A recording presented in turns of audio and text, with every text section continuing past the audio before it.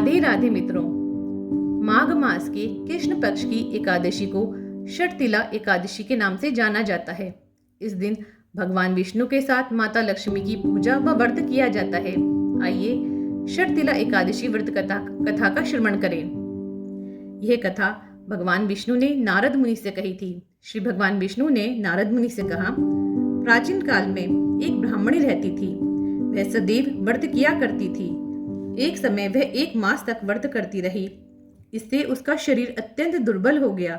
यद्यपि वह अत्यंत बुद्धिमान थी, तथापि उसने कभी देवताओं या ब्राह्मणों के निमित्त अन्न या धन का दान नहीं किया था। इससे मैंने सोचा कि ब्राह्मणी ने व्रत आदि से अपना शरीर शुद्ध कर लिया है। अब इसे विष्णु लोक तो मिल ही जाएगा, परंतु इसने अभी तक अन्न का दान नहीं किया। इससे इसकी तृप्ति होना कठिन है।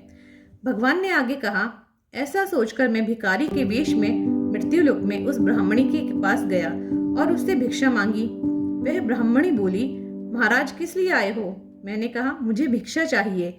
इस पर उसने एक मिट्टी का ढेला मेरे भिक्षा पात्र में डाल दिया। मैं उसे लेकर स्वर्ग में लौट आया। कुछ समय बाद ब्राह्मणी भी शरीर त्याग कर स्वर्ग में आ गई। उस ब्राह्मणी को मिट्टी का दान करने से स्वर्ग में सुंदर महल मिला, परंतु उसने अपने घर को अन्य आदि सब सामग्रियों से शून्य पाया। घबराकर वह मेरे पास आई और कहने लगी कि भगवान, मैंने अनेक व्रत आदि से आपकी पूजा की, परंतु फिर भी मेरा घर अन्न आदि सब वस्तुओं से शून्य है। इसका क्या कारण है? इस पर मैंने कहा, पहले तुम अपने घर जाओ। देव स्त्रियां आएंगी तुम्हें देखने के लिए। पहले उनसे षटतिला एकादशी का पुण्य और विधि सुन लो, तब द्वार खोलना। मेरे ऐसे वचन सुनकर वह अपने घर गई। जब देव स्त्रियां आई और द्वार खोलने को कहा तो ब्राह्मणी बोली, आप मुझे देखने आई हैं तो षटतिला एकादशी का महात्म्य मुझसे कहो। उनमें से एक देव स्त्री कहने लगी कि मैं कहती हूँ। जब ब्राह्मणी ने षटतिला एकादशी का महात्म्य सुना तब द्वार खोल दिया।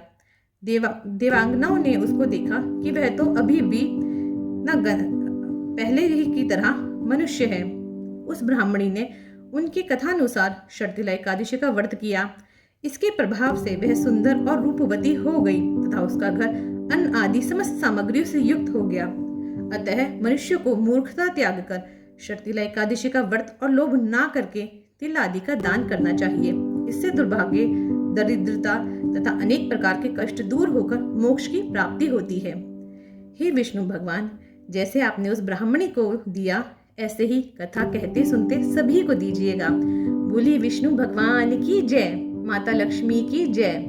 इसके पश्चात एकादशी माता की आरती अवश्य सुने।